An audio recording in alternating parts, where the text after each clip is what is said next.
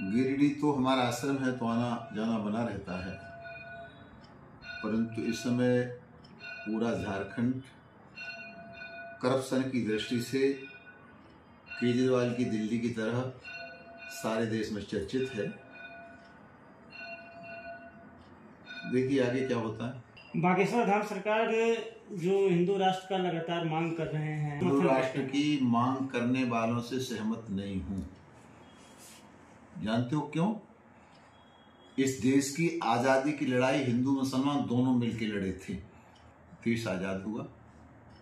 लेकिन मुस्लिम राष्ट्र के रूप में अली मोहम्मद जिन्ना ने और कट्टरवादी मुसलमानों ने मुस्लिम राष्ट्र मांग लिया। उन्हें स्पष्ट कहा कि हम हिंदुओं के साथ नहीं रह सकते, हमको अलग से मुस्लिम राष्ट्र चाहिए।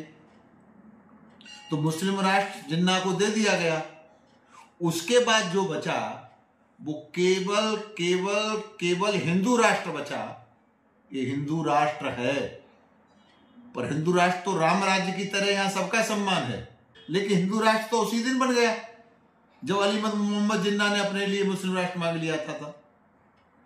इस पूरे के पूरे मोदी जी के कार्यकाल में हिम्मत है किसी की एक दंगा कर दे?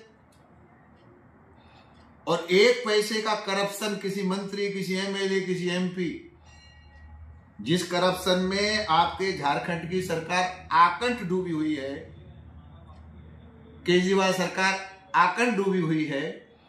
कांग्रेस ने तो इस करप्शन ने देश को ही बर्बाद करके रख दिया।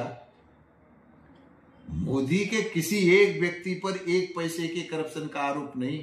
अखिलेश यादव दूसरी तरफ नहीं साध रही कि एक तरफा कार्रवाई सिर्फ बुलडोजर का हो रहा है। ऐसा है, विपक्ष किंग कर्तव्य विमूढ़ है। कार्रवाई एक तरफा नहीं, कार्रवाई सही दिशा में है। जो अपराधी होगा उसके खिलाफ कार्रवाई होगी। अगर पाल की हत्या इलाहाबाद में हुई है तो नकारेंगे क्या अखिलेश यादव? और उसमें जो जो अपराधी हैं जिनकी परतें खुलती चली जा रही हैं, बुलडोजर तो चलेगा ही, कार्रवाई तो होगी ही। और गुंडों का इलाज, पुलिस की गोली, पुलिस का डंडा, जेल के सींचे होते हैं। अखिलेश यादव को जातिवाद से, दलगत राजनीति से, सांप्रदायिकता से ऊपर उठ करके जो अपराधी हैं उन अपराधियों के खिलाफ बात करनी चाहिए। अपराधियों का पक्ष लेके अपराधी सम्मान देके तो समाजवादी पार्टी कहां से कहां तक पहुंच गई। भारत को तोड़ने वाले जोड़ने की यात्रा निकाल रहे हैं।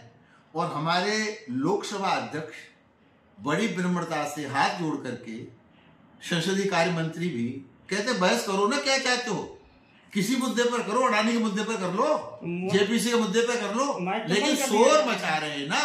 बहस कर कोई माइक नहीं, गलत बात। ये कम से कम आप मत कहिए, किसी का माइक बंद नहीं होता। ये अमेरिका में जाके राहुल गांधी कहते माइक बंद है, लोकतंत्र खतरे में है। इतना बड़ा राष्ट्रद्रोह, इससे बड़ा क्या हो सकता है?